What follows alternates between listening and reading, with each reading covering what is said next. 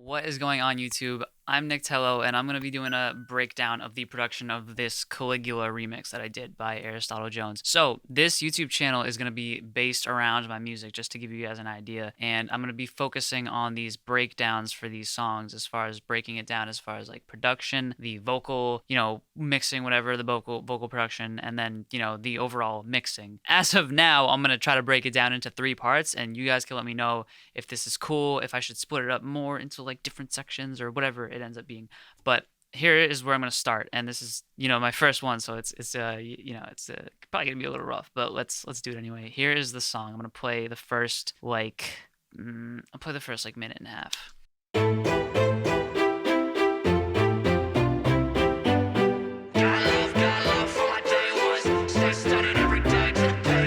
3, 2, 1, here I go. It's the American Pharaoh, I'm about to triple my dough. Got a lot of shit at stake, but I'm still raring to go. It's habitual to spit some shit you ain't heard before.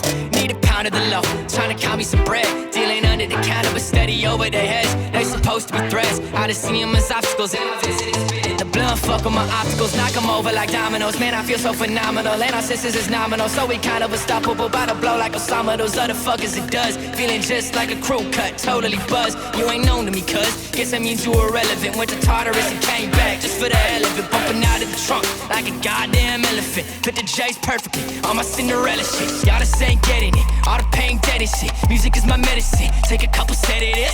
Now down coast west when I wake up. They ain't want no trouble, so I gotta turn the bass up. Got love for my day ones. Stay stunning every day till the pay comes. Got love for my day ones. Stay stunning every day till the pay comes. Got love for my day ones. Stay stunning every day till the pay comes. Got a problem, then you better fucking say something. They ain't know the lane that I came from. So I creep down on the block, no sleep. Ain't nobody fucking with me. See the palms on my beach. Everybody fall like leaves. Ain't nobody call the police. I just wanna find peace. I don't really care how I do it. I just wanna take laps and I blacked out. Here we go. Second guessing, this is clueless. Never mess with a Judas. You don't wanna fall foolish, dealing. Alright, so that should give you like a pretty good idea of kind of like what the song actually is. This is a weird thing, right? Because it's like an EDM kind of like trap remix of a hip hop song, so it's just like I don't even know if this type of music is relevant anymore, but I thought it was really cool the way it came out, so I'm happy with it. I'm gonna walk you guys through these sounds, starting with the drums. So the way that I set up my drums is probably different from how like certain people set up drums. I use battery, and what I do is I sift through. I have like many samples that I've created over the years, or not. I haven't created the samples, but like I've collected these samples over the years. And what I do is I load them up into all of these it's basically just like a library of like kick samples, and what I do is I kind of like layer them together. So I'm gonna focus on one section, this is the section that I kind of like mixed the song around, just because I wanted this section specifically to pop. So here's what I have going on for the kick drum. So it's 3 kicks. That kick is doing a lot of like the heavy lifting as far as the body is concerned. Let me just relabel these so that I can see them clearly. And then this kick is definitely doing some like top end stuff, and then that one is just adding more body. Ideally, you kind of want to tune these and make them actually in the key of the song. I mean, there's 2 schools of thought, right? Like tuning your kicks will make them less more in the mix, but having them untuned will make them kind of stick out more. So I do not believe there's a right answer to that, but I did not tune these kicks. So this kind of, like I said, as the body, that adds a little more top end. And this kick actually, like I high passed it, as you can see, like the whole kick has that low end to it, but I just high passed it to make it just the top end, which is kind of crucial if you're layering a bunch of kick samples together, because like if you just add a low end on top of low end, it's just going to be the muddiest thing, and no one wants mud in their mix. So anyway, that's the kick, and I will talk about mixed things in another video. I just kind of want to break down the production today. Then there's a reverse kick somewhere here, I guess. I didn't even know I had this. All right, you can't even hear that, but it's there. It's probably just like, what is it? A reverse kick that I had from another kind of library. Oh, that's cool. Yeah, just kind of reversed kick, adds a little more movement to it. And then the clap. So again, I have my kind of like crunchy snare. So basically, this is my favorite thing because it's like it's layered together and nothing else kind of sounds like this. Like, listen to how crunchy that is. That is so crunchy. So what I have here is basically just probably should have done this before, but that's just a clap, regular old clap. That like crazy like white noise, just super attacky white noisy snare, and then that is a very interesting sound. I do not believe the clap would sound the same without that sound. Yeah, this thing that adds a little bit of attack to it. So, I remember I just made this clap like this clap combination a while ago, and I'm proud of myself for picking that sound because that is the type of thing that will make the clap hit just that much harder to where it will really just stand out in the mix and have the right amount of attack.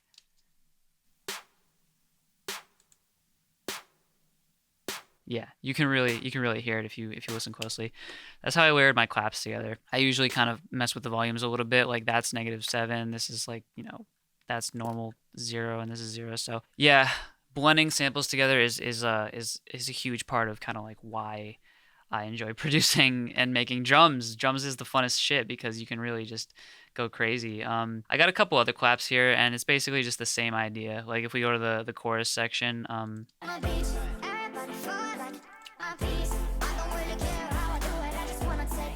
these are all just claps, and they're all, they're meant to be kind of wider sounding, and I obviously sent way more reverb to these. But I just like, I'm huge into like layering clap samples together because that's how you get those like big ass, like in conjunction with like some mixed things that I'll talk about in another video. Yeah, when you really stack those together with some reverb, it's just all those claps with some reverb. That's the sauce. So got some other just regular old, like, this is the, really cool thing. Like, I believe those are like 64th notes. So like, or no, those are those triplets? Yeah. So I don't even know what that is actually. I don't even think I knew what I was doing when I did that. But that's kind of like a huge like trap thing, is just kind of have these like, the really, really fast rolls as kind of like a, just to add more sauce to the transitions. And then here we have your typical old snare rolls. I used Contact for this because I think I was using Contact as a sampler at the time that I made this, but yeah, you can see that pretty clearly. It's just going down. These are just snares that are pitched, like, yeah. If you find a snare that's pitched and then you kind of just like do that to it and put it in a sampler, it can really just, and I panned it too. That's like, it's kind of a mixed thing, kind of a production thing, but as you can see, I could just pan this a little bit. Yeah. And then, okay, moving on to like hi-hats and stuff. So my main thing is to just like layer hi-hats on like crazy. So I have my regular hi-hat, which is just like typical, like, I use this like 909 sample because it's pretty clean. And then I have like my hi-hats extra. These are it, bro. Like, hold on. You hear that? That's a whole drum beat in the hi-hats. I'm not even saying that just to flex, but just this is why like building hi-hats is the funnest thing, because like if you can get your hi-hats to be like nice and like, groovy enough to like have this type of movement to them, the song really pops. And none of these are too harsh.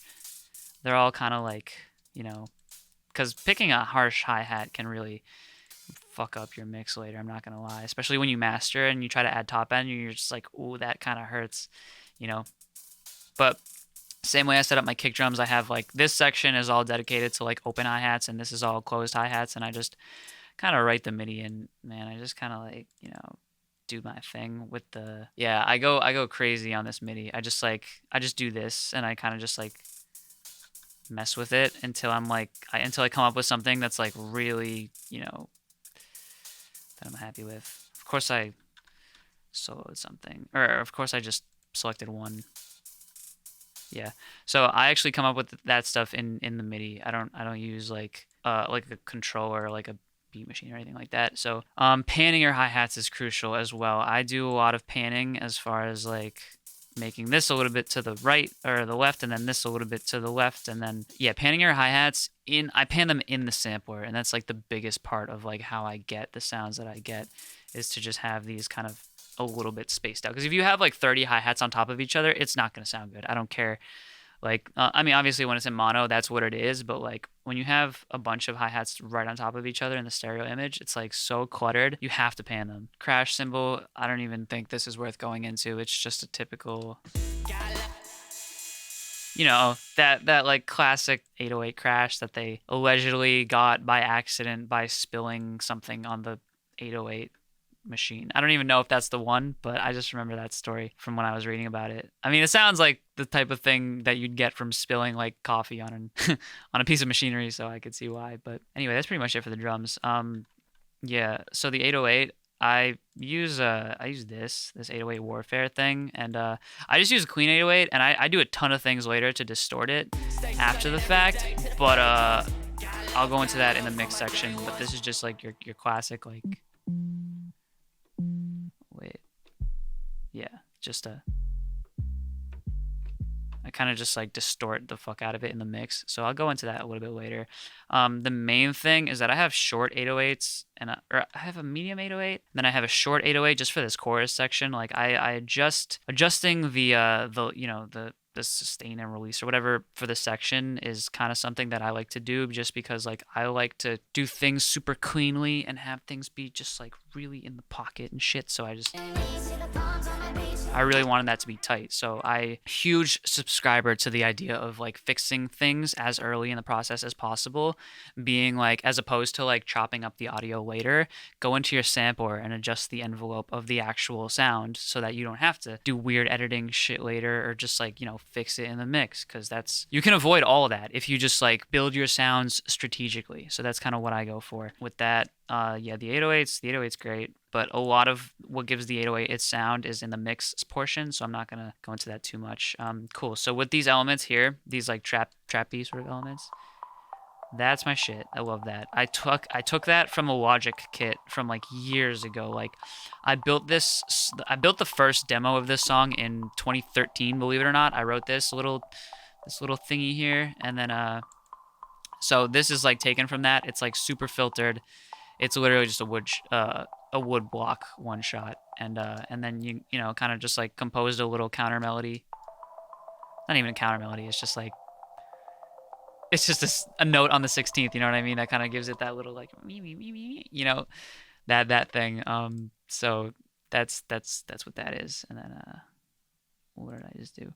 And then yeah, I have that stuff going to a bus, and then I have my submarine sound, which is just another layer. That just adds.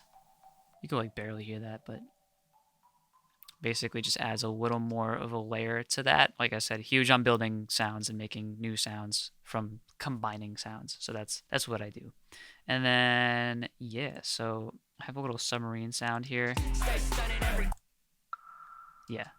That sound in particular is like such a classic. I think I just took it. It's just a sample thingy, but having that be in the key, it's like both a percussion thing and a sound, because it's like in pitch. So it's like, it's really, really fucking cool. I love that. And then a crack, that's just like something that I took from Logic, and I just drenched it in reverb. I don't know. That's one thing.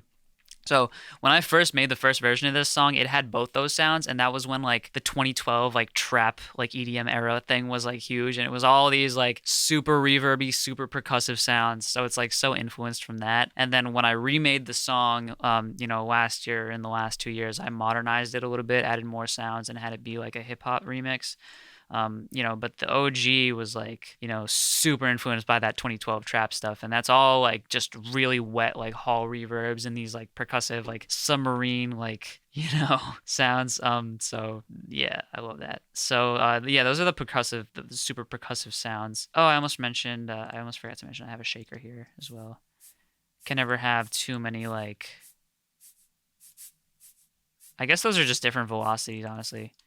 Yeah, I'm not surprised that that's all it is. It's just like super like, you know, simple thing, but with shakers, it's all about the velocity, you know, getting that like, you know, two separate kind of hits It's like fake as hell actually. But it sounds kind of real just because you mess with the velocity a little bit. So there's that, and then I will talk about the awesome.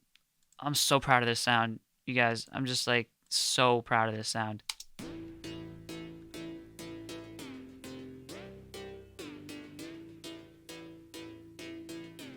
It might be like, I don't know, like you might consider that to be like I almost want to say like it's like dated because it's like that sound is so specific to like a time period of almost like of like this like sort of like housey sort of trap EDM thing. But as the years go on, that sound in particular just gets better and better. So I think I pretty much nailed it. And I'm not going to lie to you guys, it's a modified preset. Actually, no. So I layered these things together. The main one, the one that's most apparent, it's a modified preset. 100% it's a modified preset. And yeah. So it's like I guess this one, but kind of what gives it its sound, right, is just the detune, and yeah, I kind of just added it's a couple oscillators, right, and it has this sort of like filter that if you take it off, it's just disgusting. Fuck that. And then yeah, so that's what gives it the sort of like the right level of like decay, kind of like it just has a nice little like tail to it. So that's what gives it its sound, is just the filter I guess I have. um yeah, I guess it's probably just this envelope one here, envelope two actually. Yeah, so it's just, gives it a little bit of a thing. And then all right, so oscillator A is, I don't really understand what's going on here, not gonna lie, but that's how you get the sound. It's just a little bit of detuning, couple voices, and then they're just kind of like kind of spread out sounding. So big thing with this synth, and this is both in the synth design and how I mixed it, is that I did not want this to clutter the vocal. It was very, very hard to get this. It wasn't hard necessarily, but it took me a minute to actually like figure out how to build this in a way where it wouldn't clutter the vocal, because this sound is in the center and the vocal is in the center. So when you have these two things together, it's on top of the vocal. So you kind of have to figure it out how to make it not be on top. And the way that I did that was kind of just by spreading it out a little bit. And then also some mixed things that I'll get into later. And then just this multi-band compression. You'd be surprised how much the Serum multi-band compression, like listen to that, changes the sound completely. The multi-band is just the, the crucial component to like getting the Serum sounds to be nice and defined, I want to say, you know what I mean? Like it just like compresses all the low end and brings the top end out and just makes it exactly kind of what you want, in a lot of cases. I have these kind of supplement, like that wasn't enough, that didn't have enough body to it, so I have this other one. I love that shit. That's just another synth of just like yeah, like I said, modified preset. I just love modifying presets and getting the sounds that I want through like a solid starting point, because whoever designs these Serum presets like knows their shit. So I'm gonna take these sounds, and I'm not an EDM producer. I'm not like, I don't make like dubstep, and I'm not Mr. Bill, so I'm not like about finding the next like sick sound. I'm just making songs. So I'm not about to like dedicate my life to like sound design and just hone in on that. I'm gonna get the sound that I want as quickly as possible so that I can build the song and make the song sound great, even if some of the sounds are like, okay, I've heard that before, but like this song slaps, because I'm about the song. I'm a songwriter. I'm not about like sound design as much as I am about making the song sound as good as I can make it sound, so that's kind of my approach to my music personally. So yeah, and just the hyper dimension just adds a little more dimension to, I guess that's not really doing much, but this kind of like hyper section just kind of like, to be honest, I think it just kind of adds like some depth to it. Someone could explain it. I just don't want to give the wrong definition of it, but I just know that it adds more like spread to it somehow. And then distortion, these Serum effects are so great. Like they're so like, they just cut to the, I can't describe it in any way other than they just cut to the point. You know what I mean? It's just like, they're not very subtle. They're usually like the types of effects that change the sound entirely, which is like low key what you want when you're doing sound design. So like here's like without the distortion, and then yeah, it's crazy the difference. So yeah, that's that. And I took out a little bit of the low end. As far as the arrangement goes, I just kind of have like a fifth to the left and then an octave down to the right, or vice versa. But kind of wanted to add some spread to this sound a little bit. So that's kind of what I, and then when you put the whole thing together,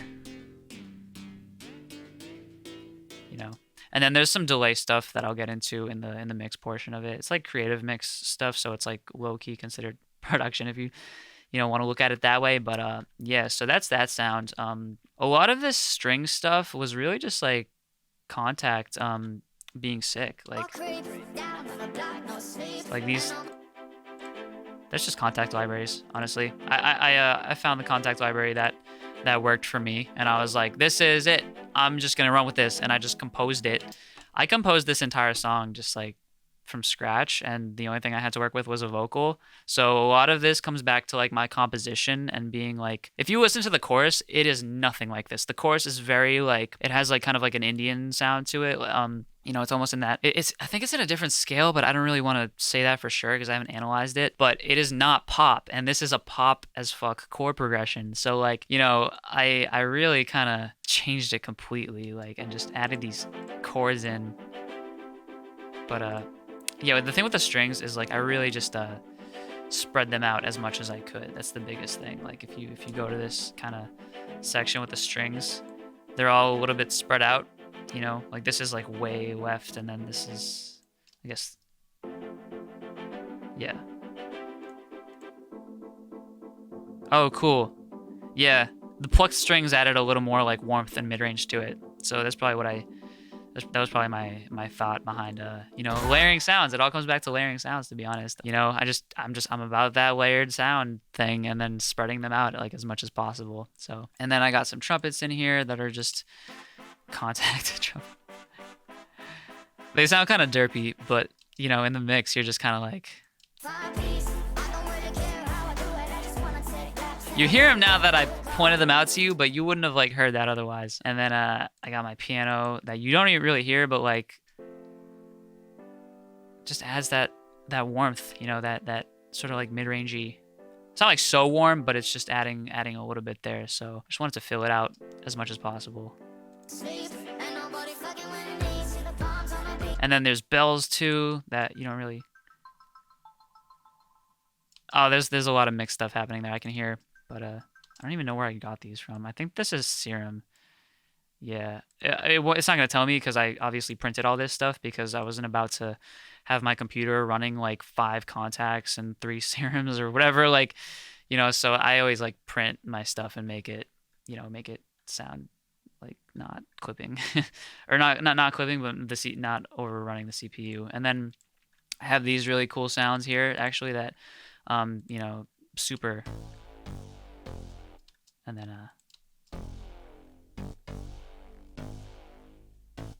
yeah, it's funny because my friend was like, my headphones sound broken, can you please take those out? And I was like, kind of like it. So yeah, like I kind of just like layer presets together. That kind of adds the attack, a little bit of that kind of mid-range. This kind of adds, that's that broken headphone sound, you know what I mean? It's super spread out. What gives it that sound is the distortion. Well, it's a really spread out, as you can see, like this is like a spread out kind of like multiple oscillate or multiple, saw waves, I guess, and then distortion kind of just fucks it up, So that's great. And then multi-band compression does its thing. A little bit of reverb on there as well, and the hyperdimension. Yeah, this sound is definitely what he was referring to when he was like, my headphones sound broken. Why? Stop. And then I have this other bass here that is, that's just the bass, you know what I mean? That's just adding. So when you put these sounds together, it sounds pretty nice. And then when you hear it in the mix, it gives that little like, like it makes that like, whoa, like yes, Yeah, I love that. Gotta love like, stacking sounds together and layering them and making them sound like super full so that you really get that melody or those chord changes across, and that's just the root note, all this stuff is really just me layering stuff with the root note. Like those are the chords, you know what I mean? That's the root of the chord. Yeah. So those are my main sounds, and then I have several other sounds in the song that don't come up too much. Like I have this other sound here.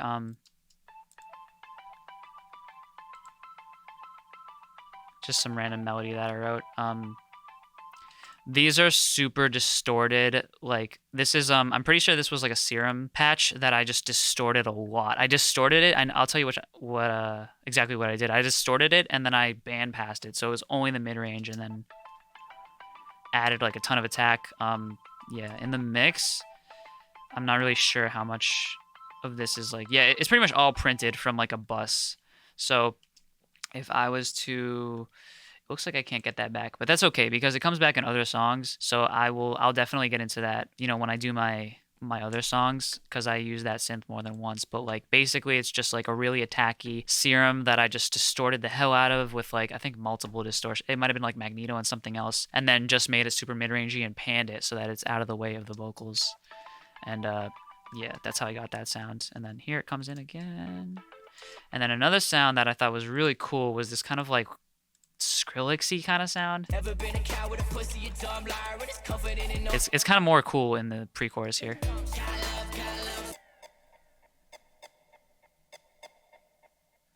Yeah, hold on.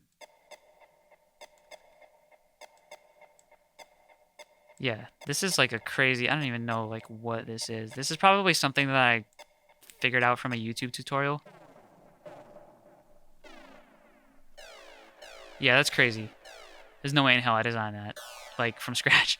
This is derived from something. I think it's probably, like, something that... I definitely modified it, but, like, this is just some crazy shit that I wish I could explain a little bit more in depth, but I had this trap sound, and I wanted to use it somewhere. So I was like, where can I use this? I chose this part because this part's actually very aggressive and it kind of fits here.